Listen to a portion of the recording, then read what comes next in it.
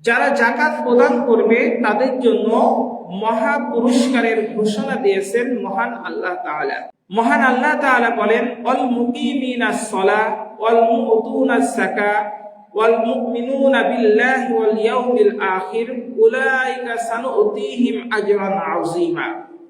সূরা নিসার 162 নং আয়াতের মধ্যে মহান আল্লাহ তাআলা বলেন, এবং যারা সালাত যথাযথভাবে পড়ে, জাকাত প্রদান করে এবং আল্লাহ ও পরকালে বিশ্বাস করে, অচিরে তাদেরকেই মহান আল্লাহ তাআলা মহা পুরস্কার দান করবেন। এজন্য যারা সালাত যথাযথভাবে পড়বে, জাকাত প্রদান করবে এবং আল্লাহ ও পরকালে বিশ্বাস রাখবে, আল্লাহ তাআলা তাদেরকে অচিরেই মহা পুরস্কার দিবেন। সেটা আল্লাহ দুনিয়াতেও দিতে পারেন, আখিরাতেও দিতে পারেন। হযরত জাবির রাদিয়াল্লাহু তাআলা আনহু হতে বর্ণিত, তিনি বলেন, একদা এক ব্যক্তি বলল, ইয়া রাসূলুল্লাহ, লোকের সম্পদের জাকাত আদায়ের ব্যাপারে আপনি কি বলেন? মহানবী সাল্লাল্লাহু আলাইহি ওয়াসাল্লাম বললেন, যে ব্যক্তি তার সম্পদের জাকাত আদায় করবে, তার সম্পদের যাবতীয় অনিষ্ঠা থেকে আল্লাহ তাআলা তাকে হেফাজত করবেন, অর্থাৎ তার সম্পদের সকল ধরনের অনিষ্ঠতা দূর হয়ে যাবে। সহিহ আত-তারগিব ওয়া তাহরিব 1116 নং হাদিস।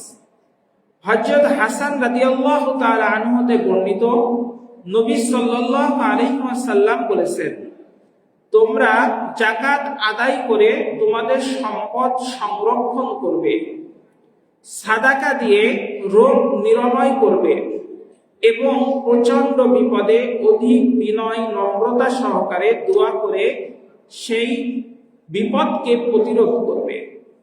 হযরত হাসান রাদিয়াল্লাহু তাআলা আনহু এখানে তিনটি কথা বলেছেন। প্রথম কথা হলো, জাকাত আদায়ের মাধ্যমে আমাদের সম্পদকে সংরক্ষণ করা, অর্থাৎ সম্পদে বরাকা আনা, বরকত নিয়ে আসা। দ্বিতীয় কথা হলো, সাদাকা দিয়ে বিভিন্ন ধরনের রোগ থেকে আমাদের হেফাজত থাকা, অর্থাৎ সাদাকার মাধ্যমে আমাদের অপ্রত্যাশিত বিভিন্ন ধরনের রোগ থেকে আল্লাহ হেফাজত করেন। এবং কোনো মানুষ যদি প্রচন্ড বিপদের সম্মুখীন হয়, তাহলে অধিক বিনয় নম্রতা সহকারে দোয়া করে তা প্রতিরোধ করা। আত-তারগিব ওয়া তাহরিব 1117 নং হাদিস। সম্মানিত হাজিরিন, জাকাত আদায়ের মাধ্যমে সম্পদ বৃদ্ধি পায়। মহান আল্লাহ তাআলা বলেন, ইয়ামহাকুল্লাহুর রিবা ওয়া ইউরবিস সাদাকাত আল্লাহু লা ইউহিব্বু কুল্লা কাফফারিন আসীম।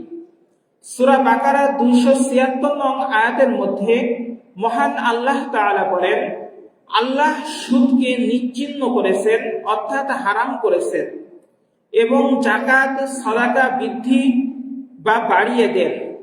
আল্লাহ কোনো অকৃতজ্ঞ পাপীকে ভালোবাসেন না, অর্থাৎ আল্লাহ তাআলা কোনো অকৃতজ্ঞ পাপীকে কখনোই ভালোবাসবেন না। এই জন্য আমাদের সম্পদের বারাকা বা বরকত আনতে হলে অবশ্যই আমাদের সম্পদের যাদের প্রতি জাকাত খরচ হয়েছে তাদের জাকাত দিতে হবে। জাকাত মানুষকে পরিশুদ্ধ করে। পবিত্র কোরআনের সূরা আত-তাওবার 103 নং আয়াতের মধ্যে মহান আল্লাহ তাআলা বলেন, খুয মিন আমওয়ালিহিম সাদাকাতান তুতাহহিরুহুম ওয়া তুযাক্কিহিম বিহা ওয়া সাল্লি আলাইহিম। মহান আল্লাহ তাআলা বলছেন, হে রাসূল, আপনি তাদের ধন সম্পদ হতে সাদাকা গ্রহণ করুন, অর্থাৎ জাকাত গ্রহণ করুন, যার দ্বারা তাদেরকে আপনি পবিত্র ও পরিশোধিত করে দেবেন।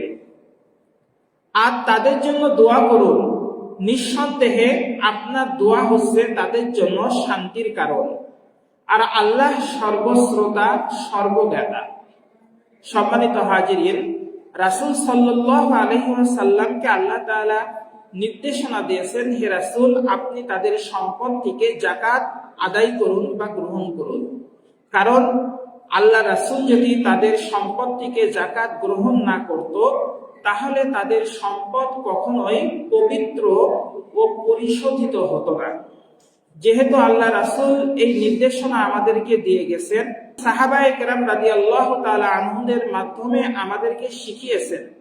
তাদেরকে আল্লাহ রাসূল যেভাবে তাদের কাছ থেকে যাকাত গ্রহণ করে তাদের সম্পদের পরিশুদ্ধতা নিয়ে এসেছেন, অনুরূপভাবে আমরাও যদি যাকাত দিই তাহলে আমাদের সম্পদেরও পরিশুদ্ধতা আসবে।